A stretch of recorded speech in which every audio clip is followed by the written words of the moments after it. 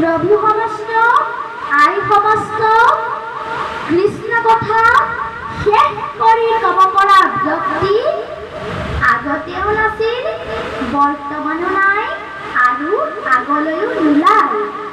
কিয়নো শৰীৰ যেনেকৈ অনন্ত, শৰীৰ কথাও অনন্ত।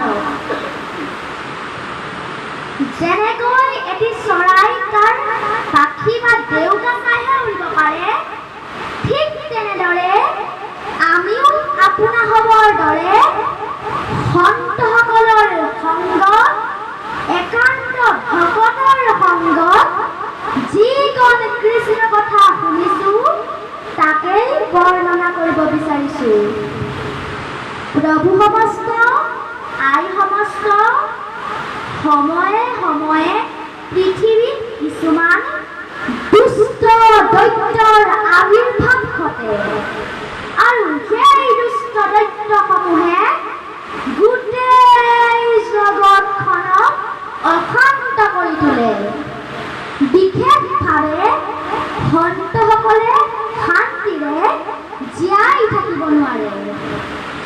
এই দেখি দ্বাপৰ যুগৰ শেষৰ ফালে পৃথিৱী মাতৃ, যাক আমি বসুমতী বুলি কওঁ, ধৰিত্ৰী বা ধৰণী বুলি কওঁ, পৃথিৱী মাতৃয়ে ব্ৰহ্মাক স্তুতি কৰিলে যে হে ব্ৰহ্মাদেৱ, মোৰ পৃথিৱীত দুষ্ট দৈত্যৰ আবিৰ্ভাৱ ঘটিছে।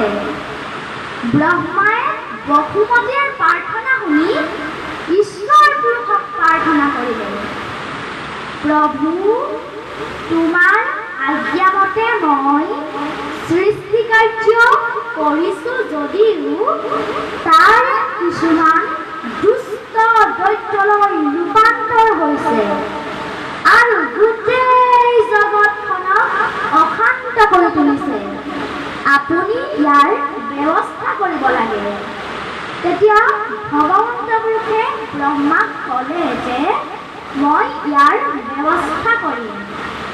এই বুলি ভগৱান কৃষ্ণই বা ঈশ্বৰ নাৰায়ণে পৰম পুৰুষে পৃথিৱীত দৈৱকীৰ গৰ্ভত বসুদেৱৰ ঔৰসত পূৰ্ণ অৱতাৰ কৃষ্ণ ৰূপে পৃথিৱীত জন্ম হ'ল। ই প্ৰায় দ্বাপৰ যুগৰ শেষৰ ফালে। হে ৰাম, ব্ৰহ্মাই পাঠিলা পৃথিৱীৰ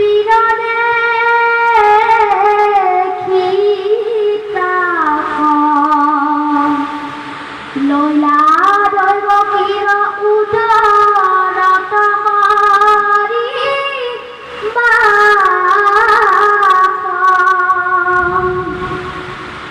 এই যে ভগৱান কৃষ্ণৰ আবিৰ্ভাৱ হ'ল, এই আবিৰ্ভাৱৰ মূল তিনিটা কাৰণ বুলি কৈছে।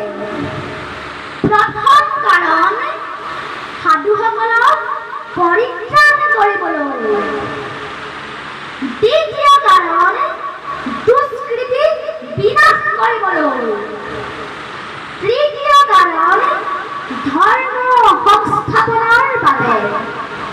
এই যে ভগৱান কৃষ্ণৰ যে আবিৰ্ভাৱ হ'ল বা অৱতাৰ ধাৰণ কৰিলে, আজিলৈকে কিমানবাৰ অৱতাৰ ধাৰণ কৰিছে কাৰোৰে ওচৰত তাৰ হিচাপ নাই।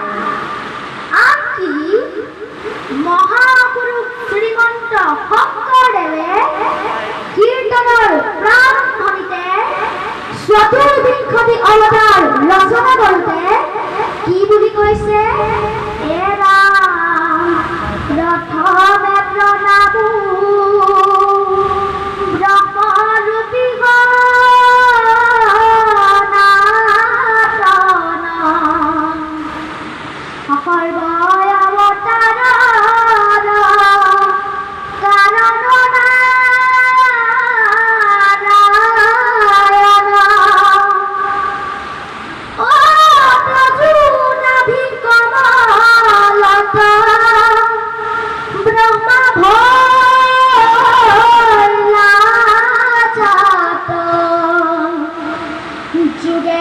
যুগে অবতাৰ ধৰা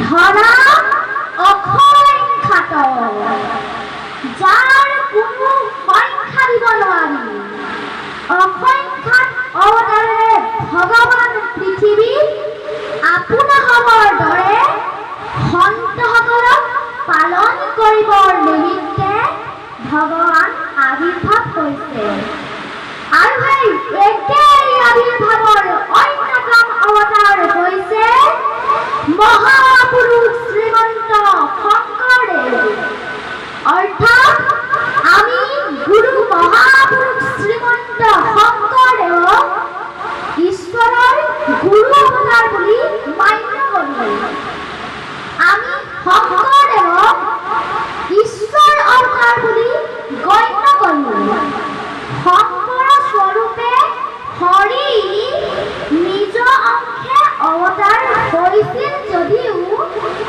এইবাৰ অৱতাৰৰ কাৰণটো কিন্তু অলপ বেলেগ ধৰণৰ আছিল কেনেকুৱা ধৰণৰ হে ৰাম অনুবাদ অৱতাৰ ধৰন্ত ঈশ্বৰ হৰি হৰিবাৰ পৃথিৱীৰ ভাৰ অন্তৰ্জাতি পতিতৰ তাৰণ কাৰণ হেতু ইবাৰ শংকৰ অৱতাৰ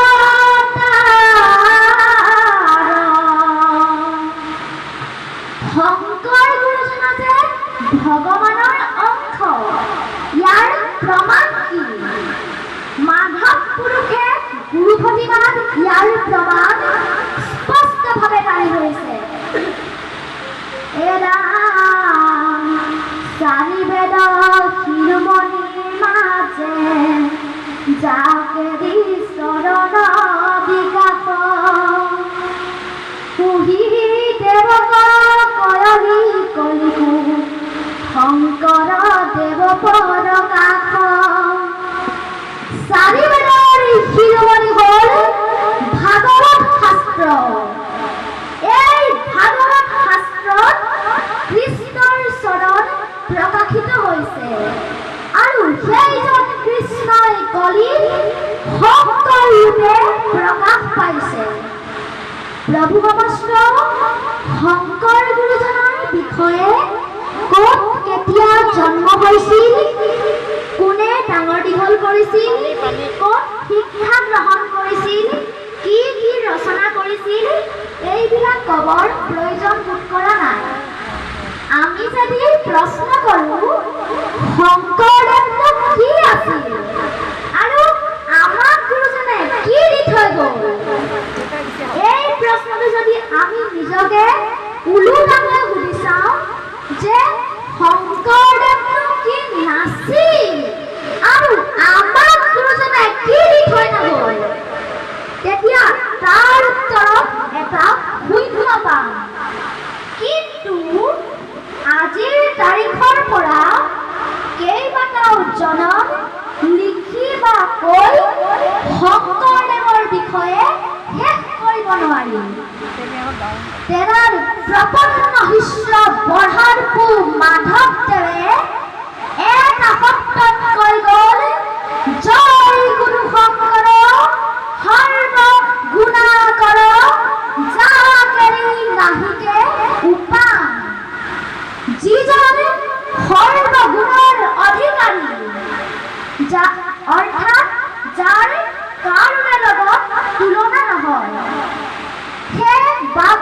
আই সমস্ত যি সময়ত ধৰ্মৰ নামত দেৱ দেৱীৰ পূজা বলি বিধান ব্যভিচাৰ অনাচাৰ অবিচাৰে জনমানসক পংগু কৰি তুলিছিল সেই সময়ত বেদ বেদান্ত উপনিষদৰ সাৰ গীতাৰ